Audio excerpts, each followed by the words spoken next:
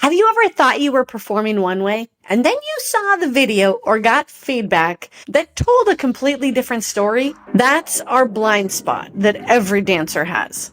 Hello there and welcome back to Dance Colleges and Careers.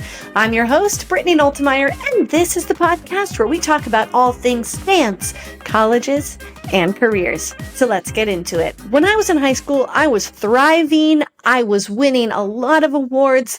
I was having a really good streak. And I gotta say, I was feeling pretty good. Maybe a little too good. I was listening to one of my critiques and they recommended I perform with less spaz. They called me spastic and it cut deep. It really hurt my feelings, and I wasn't the only one in the room. I was mortified. I was so embarrassed that I had been getting high awards and accolades, and here I finally got this feedback that didn't say, "Yay, great job," and they said, "You look like a spaz." I was so embarrassed. I've just always been such a hard worker that I felt that giving that energy was going to help and show that I was working hard. But really what it was doing was making me look spastic. Yikes. And that's why I want to tap into the dancer's blind spot today.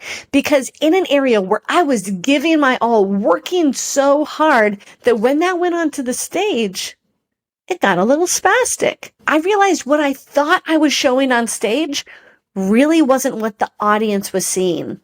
And that was a life learning lesson. And it changed the way I trained forever, because I no longer wanted to be called that spaz on stage. So the blind spot is so much easier nowadays because we are addicted to our phones.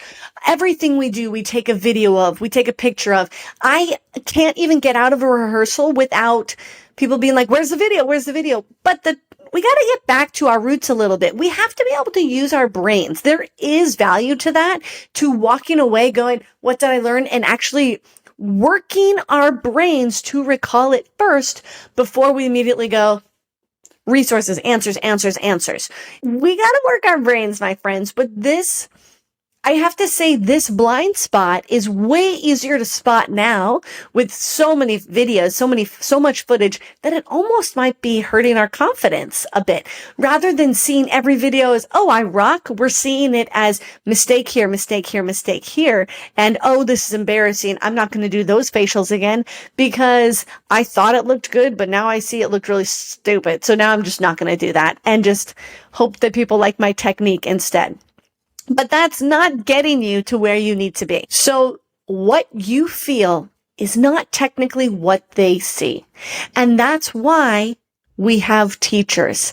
That's why I talk about when a teacher tells us to do something and we go, "Oh, I don't want to do that. That sounds like I'm going to look stupid." Not that sounds stupid. That sounds like I'm going to look stupid. But the teacher actually knows because they can see. Even though you might feel like you can see it because you have the mirror there in front of you, your perception of yourself is completely different than the audience's perception of the entire picture and performance.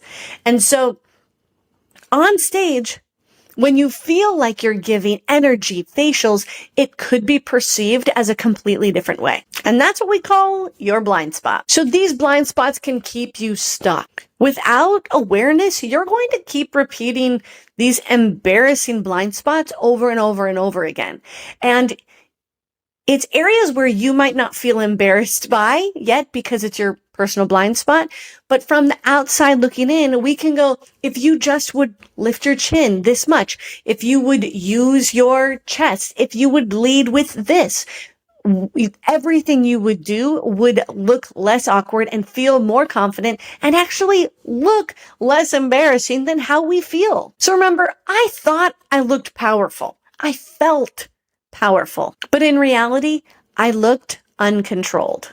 I think something that's totally killing us these days is like our level of respect for others. And I can see this a little bit misguided lately. It's definitely a change from even like my parents' generation to my generation to the generation now, just in the way they take class. So parents, kids, you have to go back to First and foremost, respecting your teachers. That gets tricky because as we get older and as we get teenagers and we've been with the same teacher forever, we start to think we know everything. And then we go away to intensives and we come back and we think we know even more.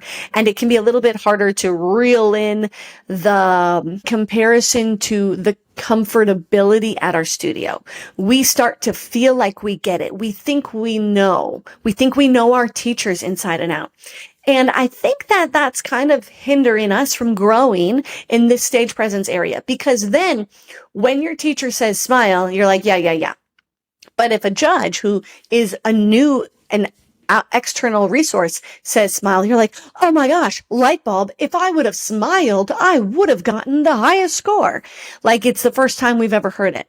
And so that's where it always comes back to respect. So when we start to hear our teacher say, give us a note that we think sounds ridiculous, give us a note that we think sounds stupid, we have to remember that they are looking at our blind spots. And we, by not listening, by disagreeing without being able to really see our blind spot, we're doing ourselves a disservice.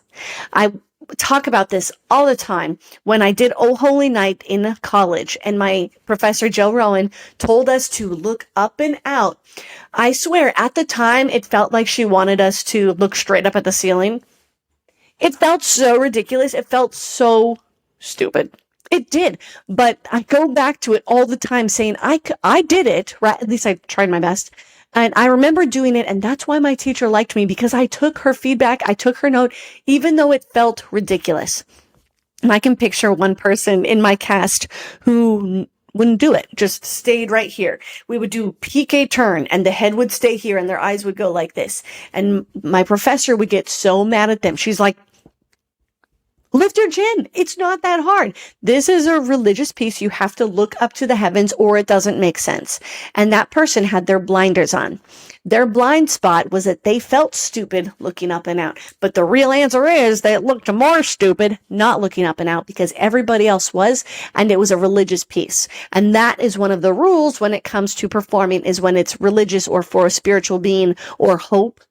We have to use the level that's up and out, lifted from our chest, our sternum, and it can't just live here in this median level. And so that is a great blind spot note where she was our college professor, but people were comfortable. They felt more stupid taking the note than just doing it. Than just being told what to do. They would have looked better. They would have matched the cast. They would have completed the storytelling. But when they didn't, she wanted to remove them from the dance because that's not Oh Holy Night. That's PK turn. And I bet you she would be laughing her head off thinking about this right now, because yes, it was PK turn after PK turn. It wasn't hard, but it was just lift your stinking chin, people. It's not that hard. And this was in college, my friend. These blinders were on even in college. So when we start to think that what the teacher says sounds dumb, I hate to say that, but I know you do it. As you get older, you're like, oh, I know better. No, I'm not doing that. Why are we doing it this way? And you question and you push and you test every step of the way. But feedback is your key to growth. And I think so often we think that we'll just record it and we can judge ourselves and we can give ourselves this feedback and we'll know. But it's not the same because we're still very much in our own little bubble with our own blinders on. So listen to that feedback and take the extra coaching, mentors, coaches, judges. They give you information you can't see for yourself. And that's how you close the gap from your intention and the actual performance. I made you a freebie, guys. If you head over to my website, BrittanyKnowltonmeyer.com/79, I have a free bonus for you there to help you find your personal blind spots. And here's the truth. Your blind spots are invisible for a reason. You'll never fully fix them alone. And that's why I built the Fame Academy. It's a structured program that takes those blind spots and turn them into breakthroughs. Whether it's facial expressions, storytelling, or confidence. You don't have to figure it out by yourself. That only takes longer. And for what? Get the guidance now so you can grow faster. That day when the judge called me spastic, I was embarrassed. But it was a wake-up call I needed. It showed me that what I felt and what others saw were two completely different things. And that's what I want for you. Don't wait for the embarrassing critique. And that's the lesson I want for you. Don't wait for an embarrassing critique to reveal your blind spots. Get ahead of it with feedback and guidance. You'll finally perform the way you intend. Thanks so much for being here on Dance Colleges and Careers. I always love having you. Until next time, be brave, tell your story, and own the stage.